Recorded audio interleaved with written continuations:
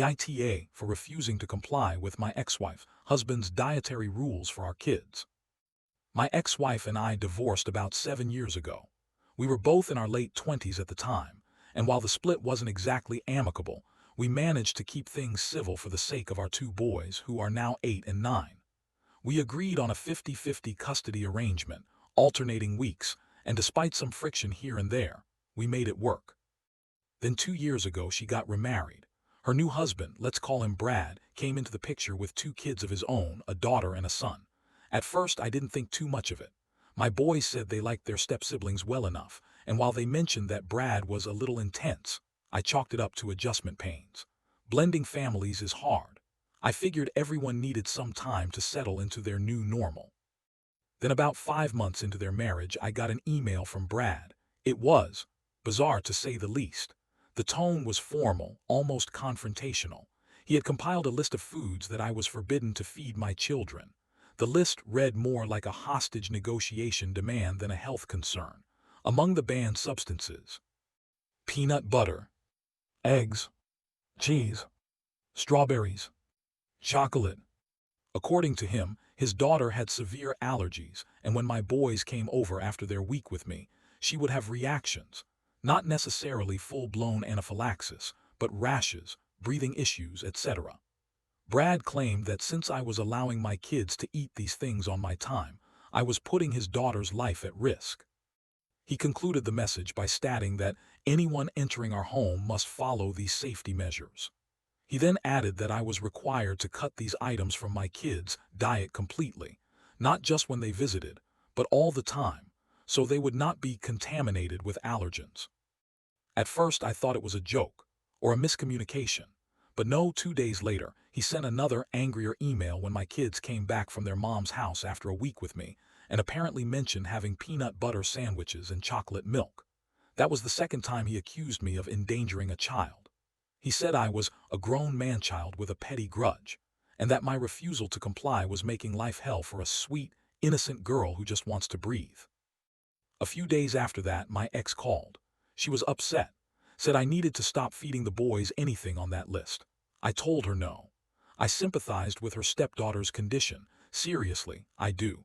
But I'm not going to completely rewrite my kids' diets in my home based on the demands of someone who isn't even their biological parent. So she tried to take it to court.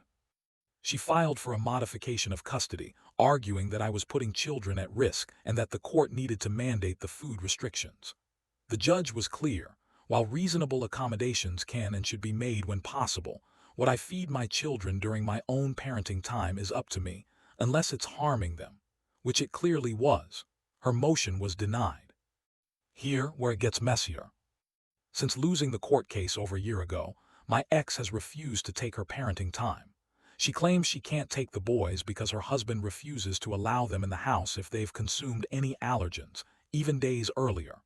Apparently, he believes the food lingers on their breath, in their skin, in their clothes. He refuses to let them through the door. My ex insists that I am to blame for this. According to her, I'm making her choose between her stepdaughter's safety and her own son's.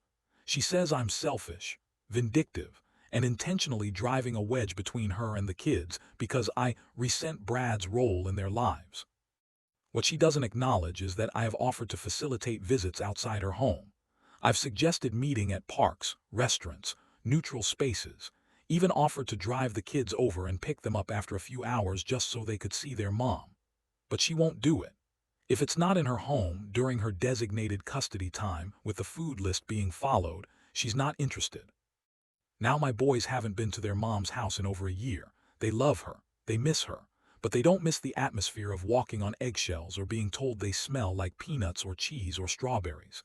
They're old enough to understand that something's wrong, and they've started asking me questions I don't have easy answers for. Why doesn't mom want to see us? Is it bad that we eat peanut butter? Does she love her stepdaughter more than us? The sad truth is, I don't know how to answer those questions. I've always made it clear that their mom loves them. I've never badmouthed her to them. But kids aren't dumb. They feel the distance. They notice who shows up and who doesn't. As for Brad, look, I don't hate the guy. I even understand his concern to a degree. If his daughter's allergies are as severe as he says, I get that they're trying to protect her. But this level of control, demanding I parent my kids based on his rules, it's not reasonable, it's not healthy, and I refuse to let someone else dictate how I raise my boys, especially when it's making them feel rejected by their own mother. Now my ex is telling mutual friends and family that I'm alienating her from the kids, that I'm a dick, that if I just followed the rules, she could be their mom again. I've even had extended family members contact me to guilt me into doing the right thing. But here's my question. Is it really the right thing to completely upend my kids' diet and send them the message that they can't enjoy things they love like chocolate chip pancakes or a cheese sandwich, just to accommodate someone else's rules in a different house, even when the courts say I don't have to? I have full custody now, not because I fought for it, but because my ex has walked away from her time with them, and she says I am the one keeping her from being a mother.